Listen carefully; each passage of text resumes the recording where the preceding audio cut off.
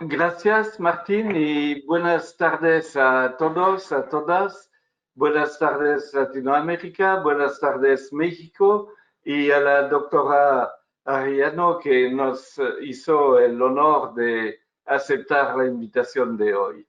Y realmente, desde el principio, quise que la doctora participe porque ella conoce mucho de melasma, tiene un currículum muy amplio, como lo describió Martín, pero además tiene un foco de atención sobre el melasma, entre otros temas, y me parece muy interesante tener su punto de vista sobre la enfermedad, sobre varios puntos relacionados con el melasma, pero también sobre los tratamientos. Muchas gracias, doctora, por estar con nosotros. Y bueno, la Gracias a primera ustedes. pregunta, perdón. No, gracias a ustedes. Muy buenas noches a todos los que han asistido a este seminario.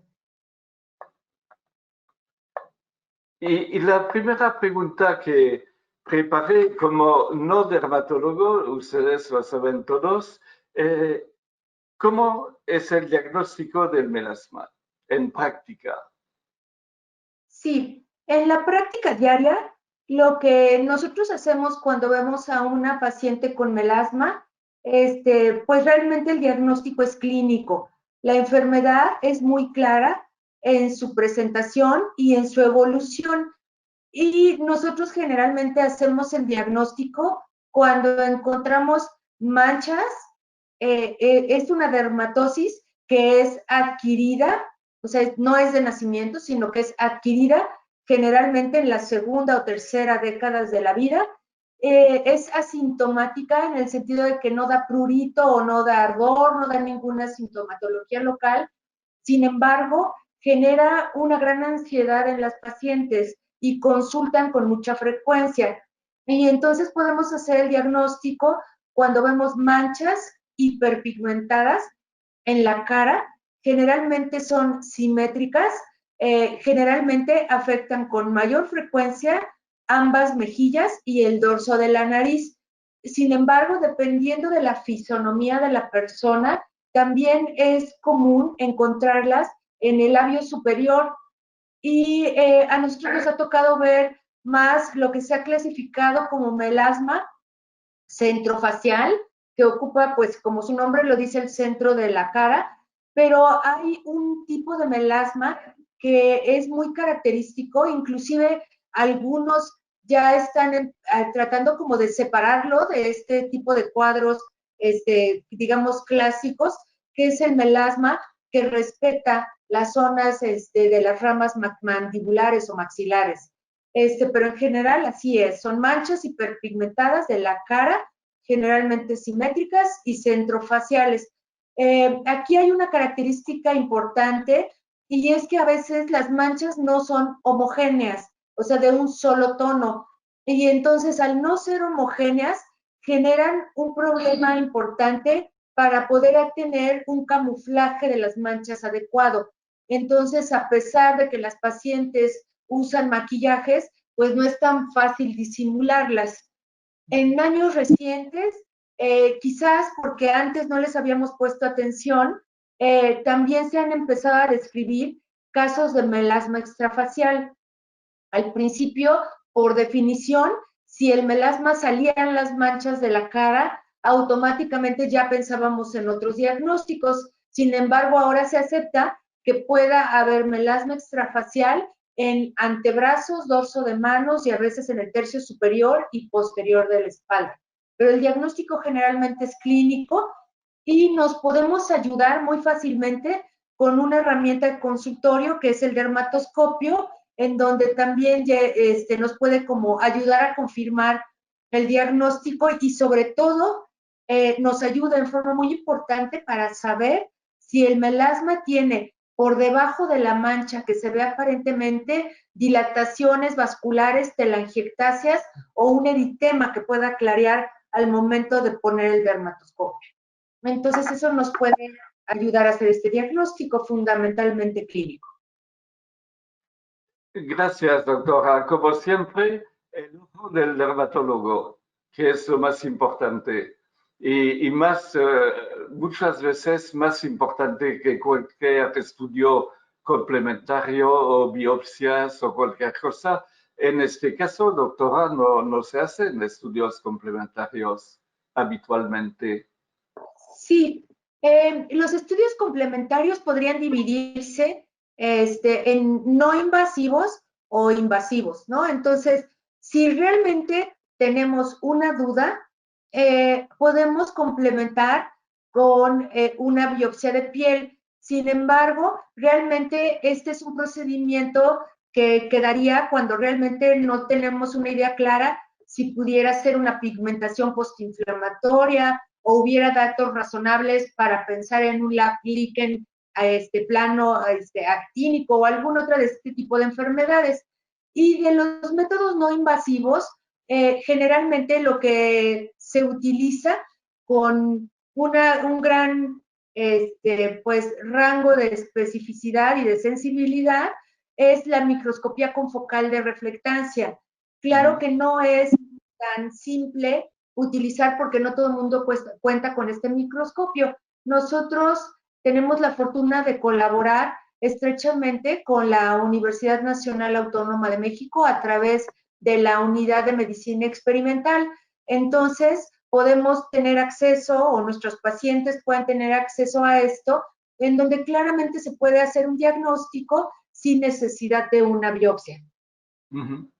No, muy interesante, pero es cierto que no todos tienen acceso. Lamentablemente, es un recurso, una herramienta que tiene un costo y no es tan común. Y justamente hablando de diagnóstico, ¿cuál es el diagnóstico diferencial más frecuente del melasma? Que uno de no conocer bien la enfermedad se podría confundir. Pues en realidad lo que nosotros vemos más es la pigmentación postinflamatoria difusa, que puede ser secundaria, por ejemplo, a dermatitis solar o algún tipo de dermatitis inflamatoria de la cara, que al final puede dejar manchas que se pueden confundir con melasma. También la ingesta de algunos fármacos que realmente puede no causar, pero sí puede empeorar o detonar la aparición del melasma, como podrían ser algunos anticonvulsivantes. Y a mí en fechas recientes me ha tocado ver algunos casos de pigmentación por minoxidilina que realmente sí nos hacían pensar en que pudiera ser con el antecedente también de que fuera melasma. Entonces, pero fuera de estas, pues se han mencionado otras como la melanosis de riel y algunas otras de este tipo de dermatosis, pero realmente con mucho menos frecuencia. En realidad el melasma tiene esa particularidad que es fácil de diagnosticar en la clínica y apoyado con un dermatoscopio, que es un aparato que pues todos los dermatólogos prácticamente tenemos, pero es como les decía, es fácil de diagnosticar, difícil de tratar, ¿verdad? Que este es el reto del melasma. El reto del melasma no es en realidad el diagnóstico, sino el tratamiento. Eso es cierto. Y escucho mucho viajando, bueno, cuando era posible, durante el buen tiempo, escuchamos mucho a los colegas decir que, según ellos, hay cada vez más melasma. ¿Es cierto que tiene una incidencia que está creciendo o se diagnostica más o el paciente está más preocupado?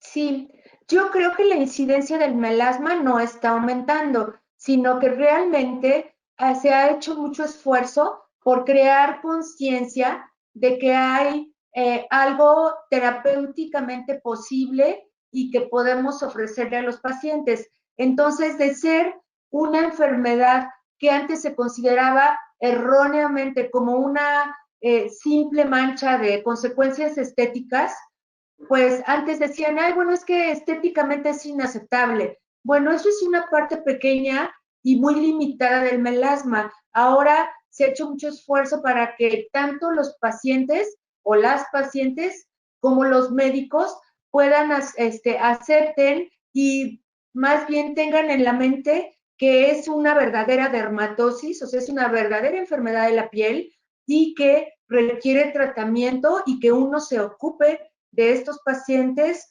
pues con la seriedad que requiere un enfermo de la piel. Y no resignarse como pasó durante mucho tiempo. Sí, exacto. Antes decían, bueno, pues es que es algo estético sin mayor importancia, no le va a hacer daño, no se preocupe, no es reflejo de una enfermedad importante, déjelo así como está, o solamente le daban algún cosmético o algún protector solar, pero realmente en los últimos 15, 20 años, de verdad que se ha hecho mucho, mucho esfuerzo para que estos pacientes tengan acceso a una atención médica de calidad y que sea pues realmente efectiva en el control de sus manchas. Sí. Y ahora, no sé si voy a poder pasar la diapositiva. Sí. Una pregunta relacionada con su práctica. Como ustedes saben, yo estudié en Francia y en Francia siempre era costumbre de decir que melasma no hay tanto. ¿Y por qué? Porque la mayoría tiene piel de fototipo 2, a veces 3, y no es tan común. Y me imagino de lo que escucho, de lo que leo, que en las poblaciones latinoamericanas la incidencia va a ser mayor por el tipo de piel. Sí, nosotros sí lo vemos con mucha más frecuencia. En un inicio se había dicho que prácticamente los fototipos 1 y 2 prácticamente no tenían este tipo de manchas. Disculpen. Pero ahora se ha visto que sí pueden tener melasma, aunque las manchas son un poco más claras que en las pieles que están más pigmentadas. Por definición, siempre se ha dicho que las manchas en fototipos 3 y 4 son muchísimo más importantes. Y entonces, yo pienso que al igual que otros autores que han hecho estudios muy amplios, y que es que el mestizaje que tenemos en muchos países pues, de Europa y de Latinoamérica es condicionante de que en estos fototipos cutáneos, 3, 4 y hasta 5, sea mucho más frecuente el melasma. Y Y además no solo,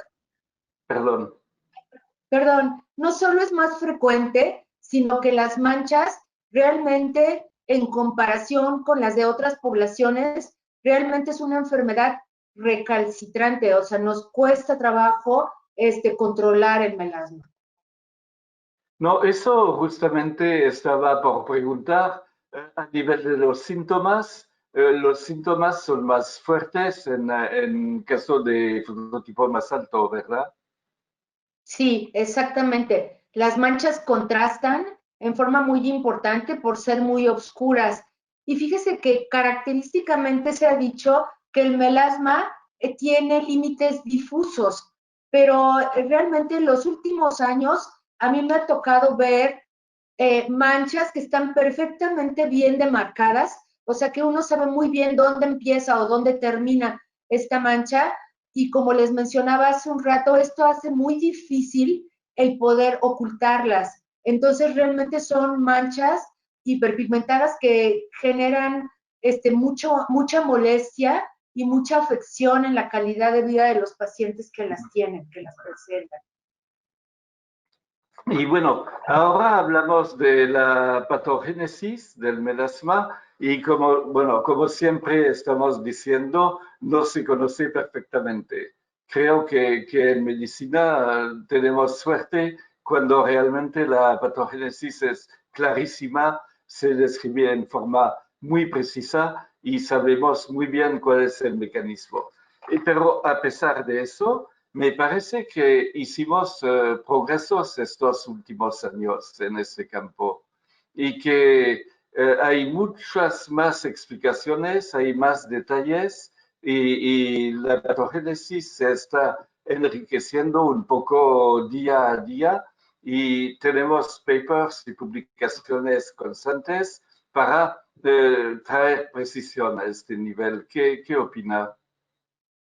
Sí, fíjese que eso es algo muy curioso porque cuando yo era residente, la definición de melasma era una enfermedad provocada por clonas de melanocitos que producían pigmento en respuesta anormal a la luz, ¿no? Y es como que nos habíamos quedado con esa teoría simple y ahora en los últimos años se han revelado que el melasma eh, tiene la dificultad de tratamiento porque es una enfermedad compleja y multifactorial, en donde desde luego que el aumento en el número, el tamaño y la dendricidad de los melanocitos es muy importante y también el aumento en la cantidad de melanosomas que se transfieren a los queratinocitos. Eso es indudable. Pero fíjese que también hemos logrado identificar, y digo hemos porque uno de los trabajos de patología que se han difundido más viene del grupo de dermatopatólogos del Hospital General, en donde también ellos empezaron a observar que había un daño a la membrana basal y entonces que al haber este daño en la membrana basal, el pigmento cae profundamente a la dermis y entonces esto dificulta en forma muy importante el tratamiento porque pocas opciones tenemos para que haya despigmentación en la dermis. Además, otros autores han demostrado que hay aplanamiento de los pliegues interpapilares y disminuye el estrato córneo. Y entonces esto es una respuesta muy clara, junto con la elastosis solar, de una alteración estructural que es muy específica del melasma. Además, se ha visto que la elastosis solar también tiene una relación importante con la fisiología o el funcionamiento de los mastocitos. Y entonces los mastocitos también liberan sustancias que, como en otras enfermedades, pueden oscurecer la piel. Y, por ejemplo, otras enfermedades que cursan con esta pigmentación relacionada con mastocitos son algunos casos de pigmentación postinflamatoria y, por ejemplo, otros son los de urticaria pigmentosa. Entonces, sí es muy claro el rol de los mastocitos que nos había como pasado por alto. Además, de los medicamentos que ya habíamos hablado, como fenitoína o minoxidilina, que lo pueden empeorar, en los últimos años también se ha descubierto que pueden tener relación con alteraciones o patologías inflamatorias autoinmunes tiroideas. Entonces, cuando nosotros vemos una paciente que no tiene antecedentes familiares, que no tiene un fototipo alto, que ya ha pasado de los 35, 40 años y que tiene un inicio abrupto, no solamente en pacientes femeninas, sino también en hombres, puede ocurrir esto de un inicio de una instalación abrupta, extensa y con manchas muy oscuras, pues hay que interrogar otros síntomas que puedan estar relacionados con esto. También se han relacionado con factores que ahora en los últimos años pues se les ha dado más atención, que son los llamados factores neurales. Y entonces algunos autores, aunque no es aceptado por todos, también hablan de que esta distribución a lo largo de las ramas del trigémino puede estar en relación con esto y con algunas titulaciones que se han demostrado de las endopeptidasas neurales y el factor de crecimiento neural. Entonces, esta sería otra razón. También se ha hablado de que en las ciudades más contaminadas, los hidrocarbonos policíclicos nos pueden dar un empuje final o hacer que los tratamientos se sean perpetuados, porque las manchas también no responden bien como resultado a estos fenómenos de estrés oxidativos que pueden estar también muy acentuados o acelerados por la contaminación, pero quizás el hallazgo más importante de los últimos años es el que la radiación ultravioleta produce o detona la aparición anormal en cantidades realmente exageradas del factor de crecimiento endotelial vascular. Y entonces esto va a producir vasos nuevos, tanto vasculatura que puede ser sanguínea como en algunos casos linfática, y que se puede traducir claramente, y por eso es muy importante que se revisen a los pacientes con el dermatoscopio, porque muchas veces vemos el factor vascular subyacente, pero está como enmascarado por la mancha.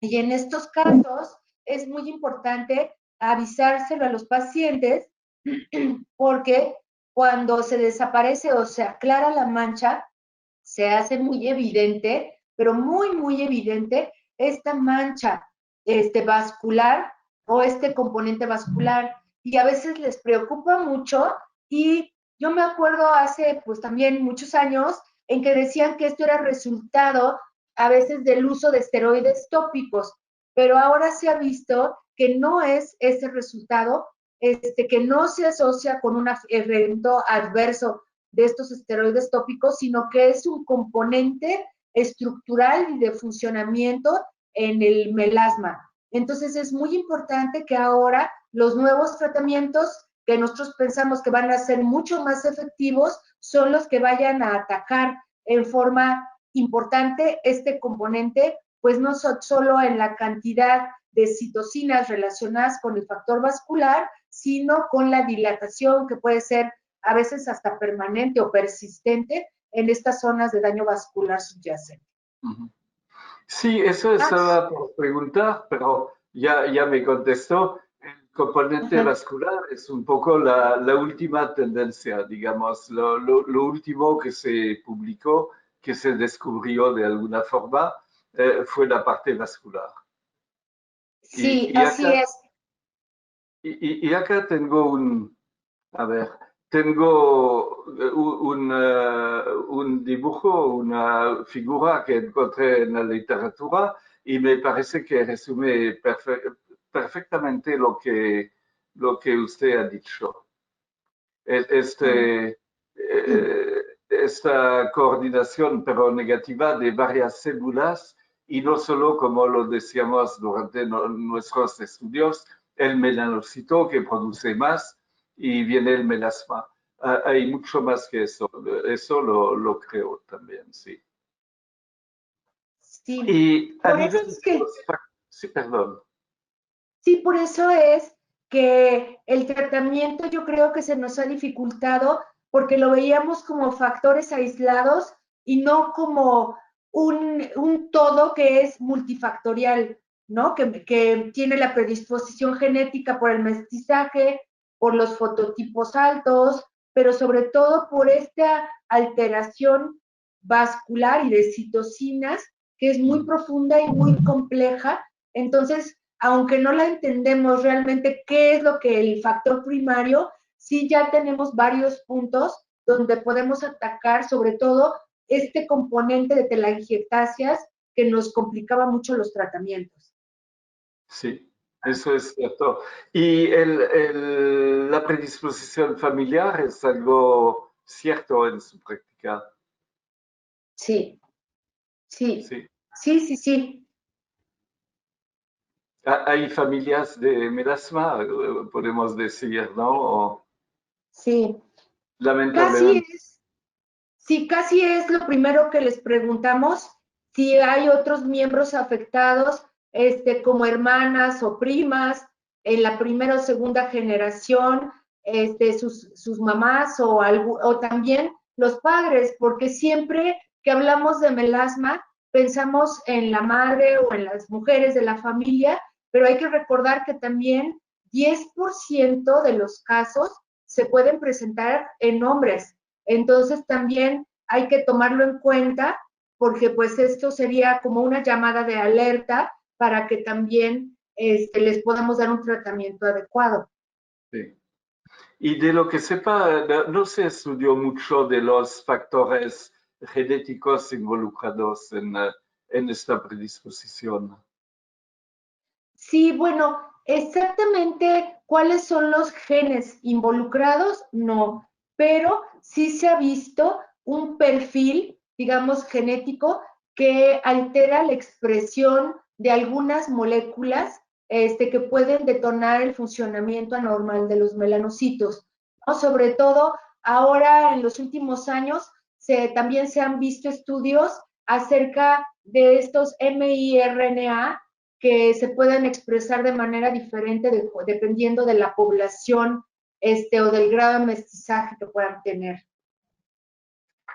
Y antes de hablar de tratamiento, que es la parte más importante, hablamos un poco de prevención. ¿Y cuáles son los factores agravantes del melasma?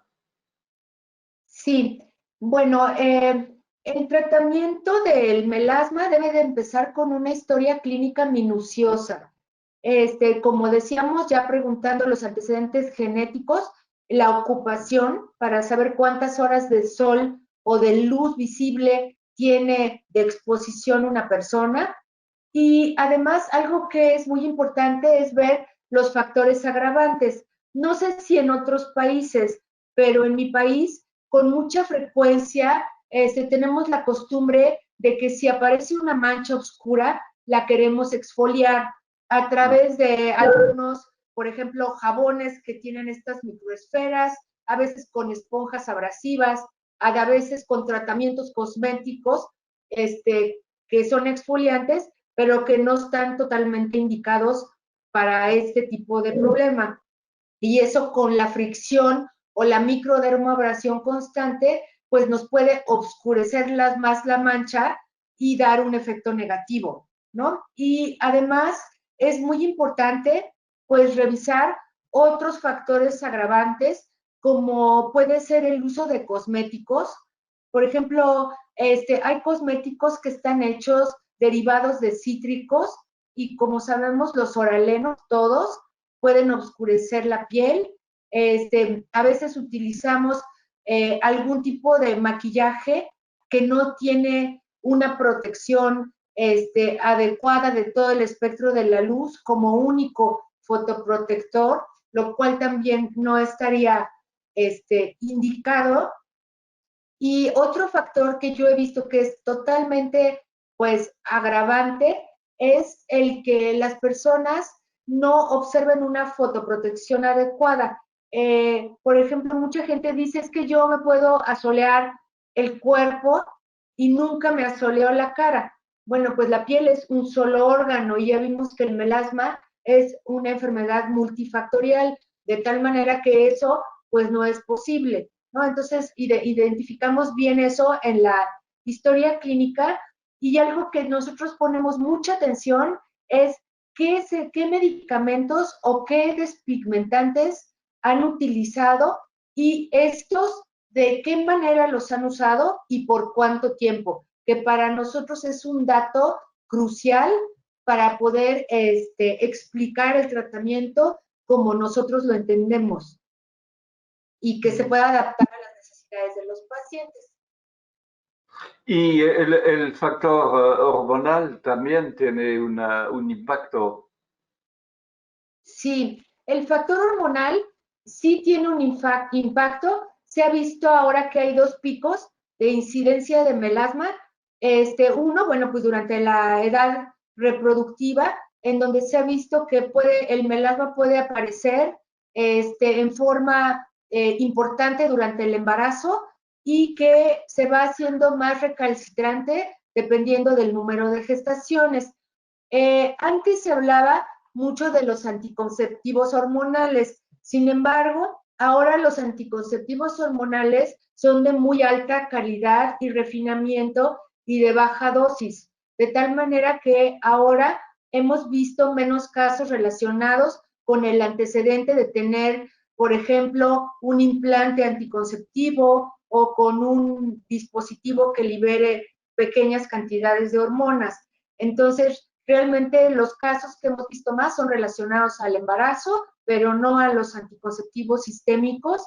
Y un segundo pico en donde se empiezan a ver también casos asociados a las terapias de reemplazo con el climaterio y la menopausia. Aunque no son tan frecuentes como los del embarazo, pues sí se han visto sobre todo en fototipos oscuros y también mejoran estas pacientes en estos casos específicos cuando se cambia el tipo de terapia de reemplazo que se pueda utilizar por dosis bajas de estrógenos, ¿no? Sí, eso fue, me acuerdo mis estudios de vuelta y estábamos haciendo hincapié en este tema hormonal y además, como decíamos, en pieles más claras hay más cloasma que melasma, o sea, el melasma que aparece durante el embarazo y por ese motivo se hacía hincapié en eso. Y es Sí, cierto que con los anticonceptivos de esta época, que tenía una dosificación muy alta en sustancias hormonales, había mucha más incidencia. sí. Yo creo que eso afortunadamente ha cambiado conforme han mejorado este tipo de productos y esperemos pues que en un futuro cercano todavía tengamos anticonceptivos de menores dosis, ¿no? Que yo creo que van a ser todavía más útiles para todas estas pacientes. Sí, eso sin duda. Y algo que es difícil de poner números sobre eso, que es realmente de experiencia propia, el impacto psicológico que tiene el melasma sobre las personas. ¿Es tan alto? Sí es muy alto. Se ha visto que las pacientes, bueno, en las mujeres, aunque es más aceptado el que puedan padecer el melasma, les impacta en forma muy importante su autoestima. Sobre todo se ha visto en profesiones que son de relación con el público, por ejemplo, recepcionistas, vendedoras, promotoras, etcétera, todas estas profesiones que son de relación al público, les afectan muchísimo. Y bueno, desde luego en los hombres también es muchísimo más importante el impacto que les genera y realmente también mejora la calidad de vida en forma muy importante cuando las manchas se controlan y empiezan a tener un tratamiento efectivo. De hecho, hay varios cuestionarios, ¿no? Originalmente solo se usaba el DLQI, ¿no? Que es el de Dermatology Life Quality Index, que era con el único que contábamos, pero ahora pues ya tenemos otros más específicos, ¿verdad? Versiones que se han pues ya inclusive validado a diferentes idiomas, como podría ser el Melascol, que originalmente era brasileño, pero que ahora pues también ya se puede aplicar en nuestro idioma. Y yo creo que en la evaluación global del paciente de su primera consulta, sí es muy útil utilizar uno de estos instrumentos para ver la conformidad o la mejoría que siente, la percepción del paciente que siente con el tratamiento. A veces es tan simple como decirles en una escala visual análoga, dígame usted del 1 al 10, qué tanto siente que mejoró con el tratamiento que le di, y algunas veces la verdad nos sorprende que nosotros no vemos las manchas tan aclaradas como quisiéramos y sin embargo el paciente refiere una mejoría hasta del 60 o 70%. Entonces, por eso es muy importante que en todos los casos de melasma se tome a los pacientes con la seriedad que corresponde a una enfermedad de la piel y se les dé el mejor tratamiento que nosotros conozcamos y tengamos posible en el medio donde estamos practicando la dermatología. Justamente hablando de tratamiento, estoy esperando con ansiedad la presidenta, no sé cuál es la palabra exacta, pero por lo menos la doctora a cargo de los guidelines de tratamiento de melasma, a nivel de México, pero también del CIDAD, ¿no? Sí, Sí, entonces aquí, sí, tenemos nosotros, una voz muy importante. Hay que escuchar muy bien lo que va a decir la doctora en cuanto al tratamiento. sí, nosotros pensamos que el tratamiento se ha obstaculizado durante los años porque las personas tienen la idea errónea de que el melasma se puede resolver en poco tiempo.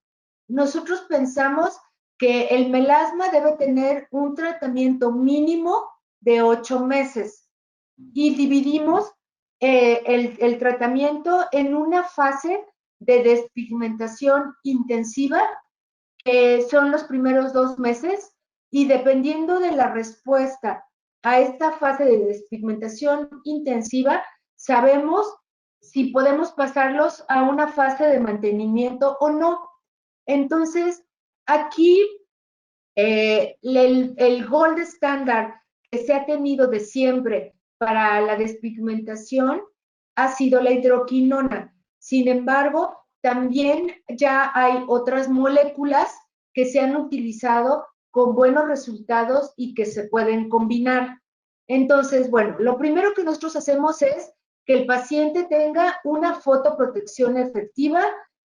Tal vez al final me permita referirme un poco más a este tipo de fotoprotección, pero nosotros creemos que debe ser de amplio espectro y contra la luz visible. Y esta se debe de utilizar en forma estricta. No hay una forma de curar o de mejorar el melasma si el paciente no puede adaptar sus hábitos a un esquema de fotoprotección.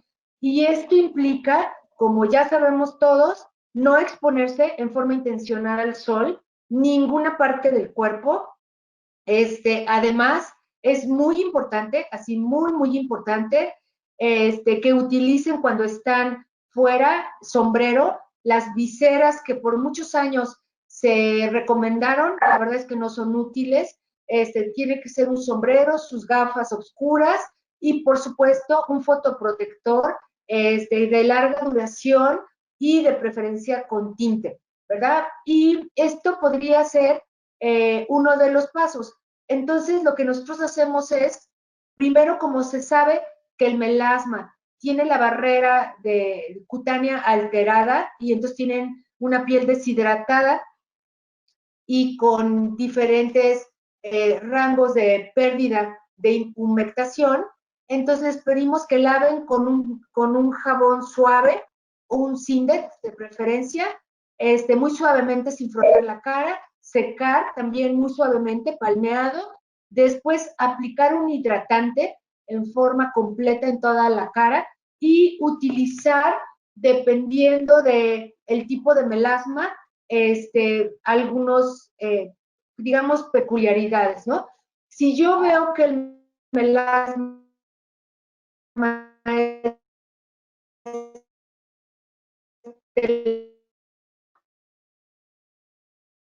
telangiectásico,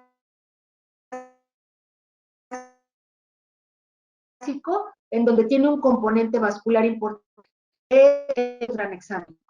Tratante solamente en las manchas, en capa muy delgada, ha sido examen. Y entonces, después de esto, ya utilizar el protector solar y en algunos casos también las pacientes requieren de algún suero antioxidante que puede tener vitamina C o algún otro antioxidante que queramos utilizar, puede ser resveratrol, no sé, cualquier antioxidante que quieran utilizar como un primer antiedad. Después el protector solar y por la noche seguir con la misma rutina de utilizar el lavado de cara suave, utilizar un hidratante que no sea irritante y aquí pueden utilizar de nuevo la crema con ácido tranexámico junto con otro despigmentante que no sea de uso diurno, como por ejemplo podría ser junto con la hidroquinona o junto con la triple combinación de hidroquinona, fluocinolona y un esteroide, ¿no? Y entonces esto lo hacemos diario por la noche durante 8 semanas. Y entonces, si esto mejoró al paciente más o menos un 60 o 70%, entonces aplicamos con menos frecuencia el despigmentante intensivo y dejamos en los días alternos o el ácido tranexámico tópico o durante la noche combinado con alguna otra cosa, un antioxidante como la vitamina C. Cabe mencionar que hay un estudio muy interesante de la combinación del ácido tranexámico tópico con la niacinamida tópica. Nosotros en México tenemos un producto que lo contiene y que se vio que esta combinación como terapia, ellos la usaron como terapia de ataque. Nosotros en forma de ataque podemos utilizar algún otro despigmentante más intenso por la noche, pero para el mantenimiento nos parece una combinación muy buena y es de uso nocturno y entonces pues esto puede ayudar a que permanezca la mejoría durante mucho tiempo, sobre todo del componente vascular, que hasta ahora se ha hablado de que pueda ser el detonante para perpetuar la reaparición de las manchas junto con el funcionamiento de las opsinas que son sensibles a la luz visible. No, lo que me abruma realmente, doctora, cuando la escucho, es que no es como 15, 20 años atrás que estaban recetando hidroquinona y punto. Ahora es realmente un tratamiento holístico del melasma. No es solamente recetar una crema despigmentante, pero hay todo un acompañamiento de hidratación, de no irritar la piel, de la importancia de usar dermocosméticos que pueden usarse en este caso, que sean adecuados. Y eso realmente creo que es un progreso importante en el manejo del melasma. Sí, y sobre todo también hubo un tiempo en que desde el principio se indicaban los procedimientos también complementarios. Sin embargo, ahora por eso es muy importante revisar la historia clínica, porque para hablar de melasma recalcitrante tenemos que hablar de un paciente que tiene melasma y que ha utilizado más de 8 semanas un despigmentante sin resultados. Entonces, cuando vemos que los pacientes usaron algún despigmentante o alguna crema adyuvante por 2 semanas y no ven mejoría y la cambian y después usan otra por 4 semanas y no les funciona y la cambian, entonces en este tipo de pacientes es donde más trabajo cuesta después utilizar un régimen a largo plazo. Entonces, por eso es muy importante interrogar lo que han usado, cómo lo han usado y por cuánto tiempo, para poder evaluar bien si es un fracaso terapéutico o si es en realidad que no se ha dado el medicamento por el tiempo adecuado. Entiendo. Y a nivel procedimientos, ¿cuáles son los más utilizados en el melasma y qué más resultados brindan? Sí, en general, también eso ha ido cambiando muchísimo. Para mí, el mejor procedimiento ahorita es el microneedling simple. ¿Sí? Este microneedling se hace con un aparato, ¿no? Que en mi país está ya aprobado por nuestra agencia de asuntos regulatorios, que se llama COFEPRIS, y viene estéril, con un paquete de agujas, y entonces es limpiar la cara, podemos aplicar estas pequeñas micropunciones simples en toda la zona de la cara, poniendo especial énfasis en la zona donde están las manchas, y aquí podemos escoger diferentes pues productos que se pueden poner, desde solamente poner factores de crecimiento hasta poder también poner bajas dosis de ácido tranexámico, que se puede poner sin riesgo de absorción sistémica. Y entonces, este es un procedimiento que se hace en forma mensual o cada 3 semanas para melasmas recalcitrantes. pero también se está utilizando diferentes tipos de láser.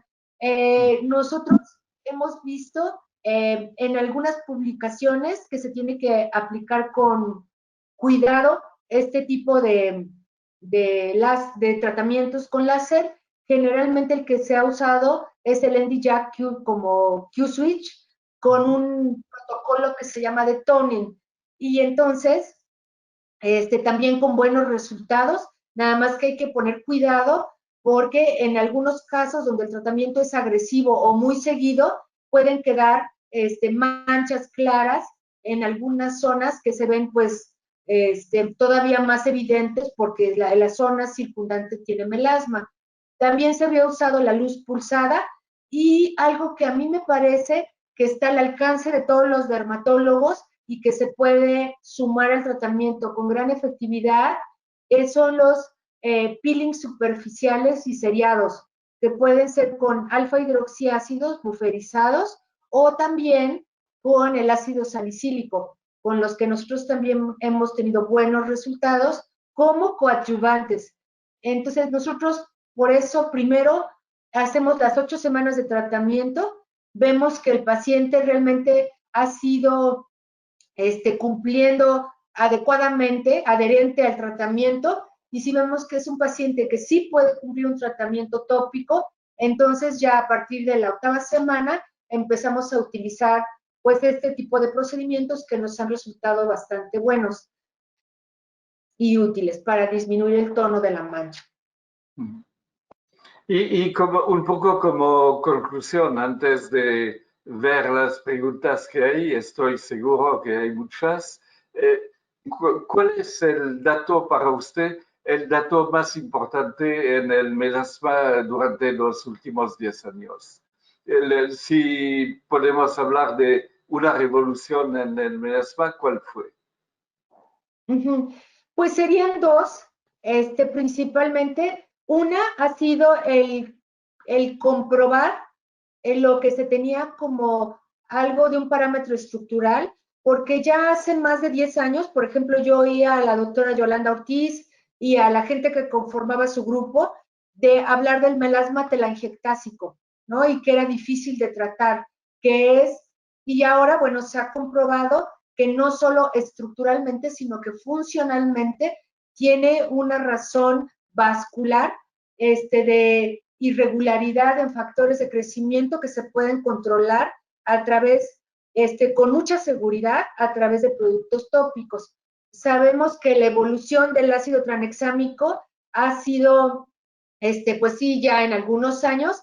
Al principio se estaba utilizando en forma oral, pero sabemos que en forma oral puede tener complicaciones o riesgos muy importantes para la salud, además de que es un uso off-label, ¿sí? O sea, el que toma el riesgo de utilizar ácido tranexámico oral, tanto el paciente como el médico debe de saber que tiene contraindicaciones formales clarísimas, ¿verdad?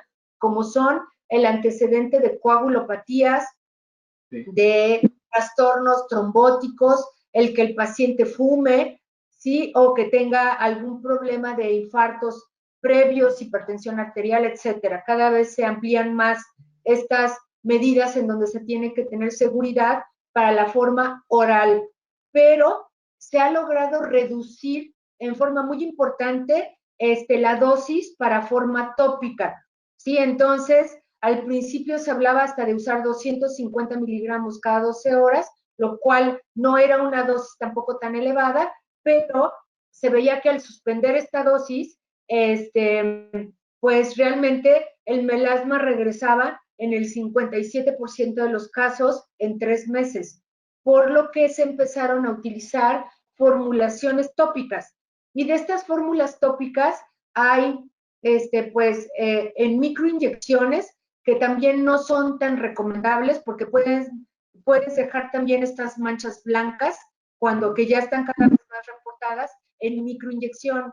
Y entonces empezó a utilizar en la forma de crema, ¿sí? En las cremas se ha visto o ya hay estudios en donde no es dosis dependiente. Hay cremas que vienen al 2, al 3 o al 5 y se ha visto que la combinación estandarizada generalmente en porcentajes intermedios del 3%, deja tratado este componente vascular sin las complicaciones que tiene el componente sistémico, entonces, o de utilización oral. Entonces, realmente ahora la tendencia es que el componente vascular se controle a partir de cremas, ¿sí? O de tratamientos que sean tópicos.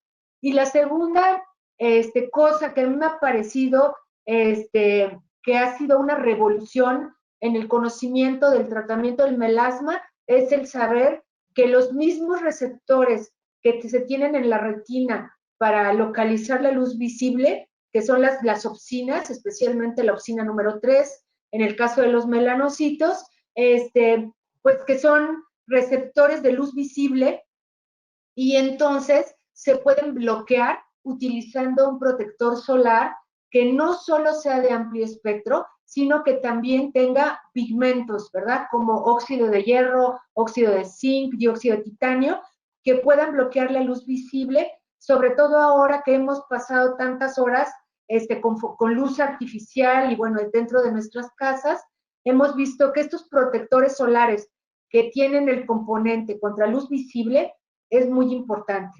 Y si me apura un poco, le diría que el tercer descubrimiento importante es que cualquier tipo de fotoprotección o terapia tópica despigmentante se puede combinar con antioxidantes para combatir toda esta parte de oxidación o de estrés oxidativo en nuestros pacientes, tanto en forma oral, de forma muy segura, o en forma tópica. De tal manera que mi recomendación sería medidas generales, como dijimos, de quitar todo lo que sea abrasivo para la piel, utilizar un hidratante o un antioxidante tópico junto con el ácido tranexámico tópico y un protector solar adecuado durante el día contra luz visible y por la noche, bueno, pues nuevamente hacer este énfasis en la utilización de antioxidantes, pues que puedan ser orales o tópicos,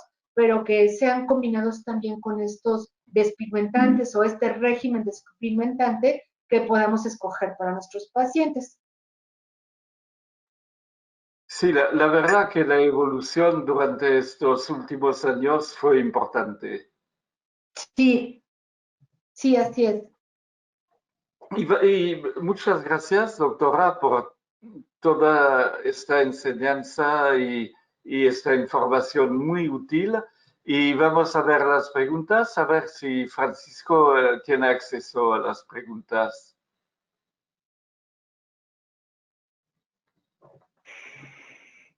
Doctor Sí, Martín, va a tener que leerlas usted si puede, porque bueno, Francisco no tenía acceso. ya tengo una acá. Cuando el láser empeora el melasma, ¿qué protocolo debería realizarse con el cual tendríamos mejores resultados? Sí, hay dos estudios que están recientemente publicados. Si después quieren tenerlos, con mucho gusto se los enviamos, en donde se ha visto que el láser puede producir pigmentación postinflamatoria en una forma, digamos, proporcional al grado de eritema que tienen estos pacientes después del procedimiento. Y entonces también se ha utilizado la combinación del ácido tranexámico en crema al 3% cada 12 horas durante los 15 días posteriores al procedimiento, con mejoría del resultado del eritema postinflamatorio que puede resultar en el empeoramiento del tratamiento, no solo con láser, sino con cualquier procedimiento que pueda generar inflamación en la piel. Y la doctora Lugo está preguntando qué opina de la combinación de ácido tranexámico con tiamidol. Sí, también tienen en realidad el ácido tranexámico tópico. Estamos hablando de la crema tópica.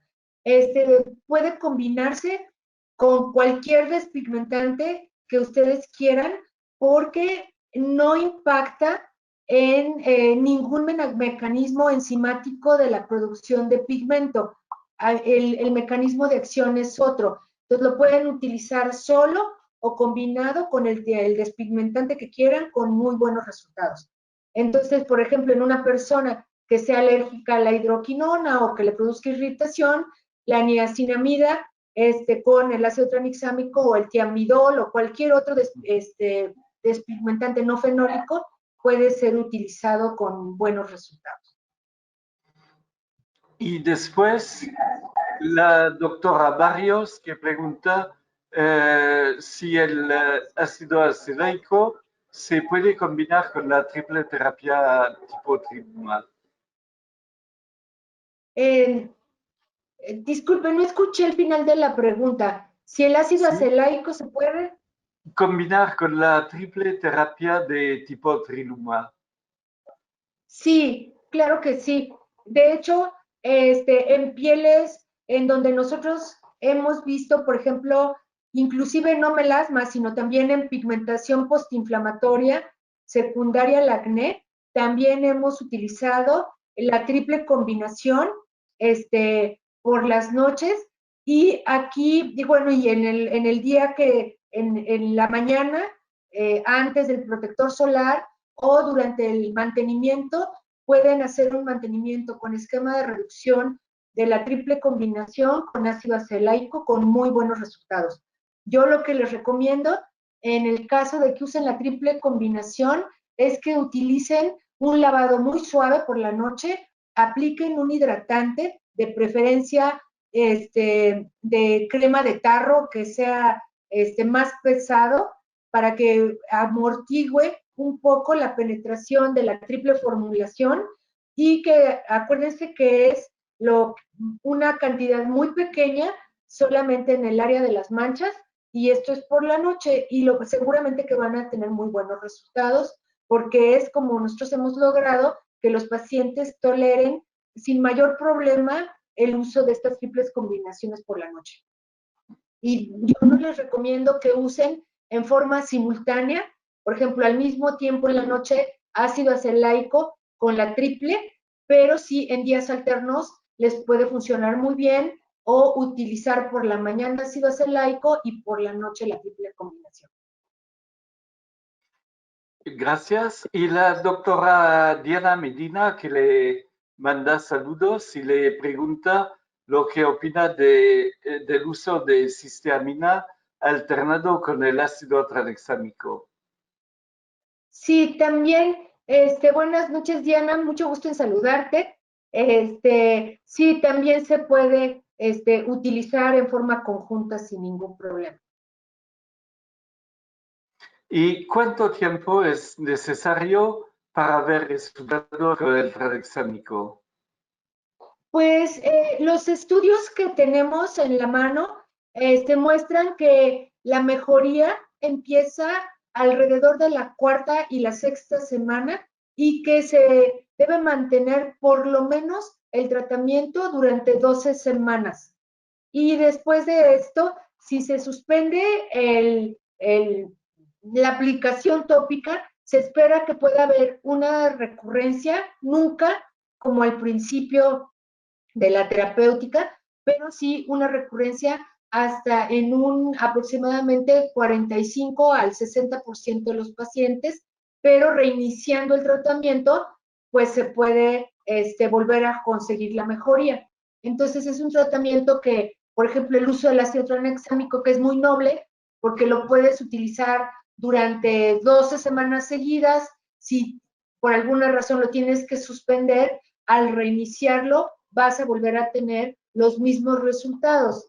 Entonces, no es como otros medicamentos que si los usas y suspendes y vuelves a utilizar, no tienes buenos resultados. Aquí no es así. Muchas gracias, doctora. Y gracias por todo. Ahora vamos a dar la palabra, antes de despedirnos, vamos a dar la palabra a Martín para que haga el sorteo. Ah, qué bueno. Muy bien. Martín. Sí, doctor, estoy presente. Bueno, vamos a anunciar a los ganadores del sorteo y mañana publicaremos el link donde sale, donde figuran los participantes que ganaron, ¿sí? Que voy a anunciar ahora en este momento. Los ganadores son Mariela Contreras, Cintia Benítez y Gustavo Salazar. Así que Felicidades. felicitaciones a los ganadores del premio de 3 Tranasix Crema por cada uno, ¿sí? Bueno, muchas gracias a todos, a los participantes que aún están presentes y a la doctora Ivonne por su colaboración en este seminario.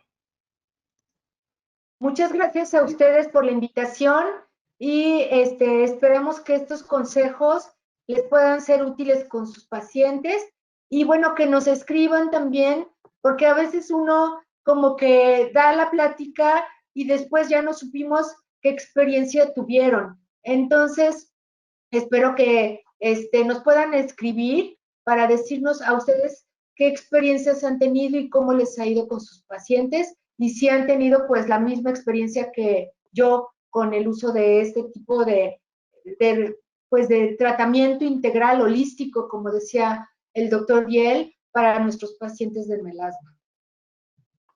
Y doctora, le agradezco muchísimo y le confirmo que el chat está explotando con agradecimientos, pero también con felicitaciones y muy lindas palabras como excelente. Bueno, no, casi no hay otra. Todo es excelente, excelente, excelente. Y creo que esa conclusión, y le agradezco muchísimo y a todos los que participaron. Y Martín va a poner en la red no solo los ganadores, pero también la video de esta tarde, la video de este evento. Muchas gracias y hasta luego.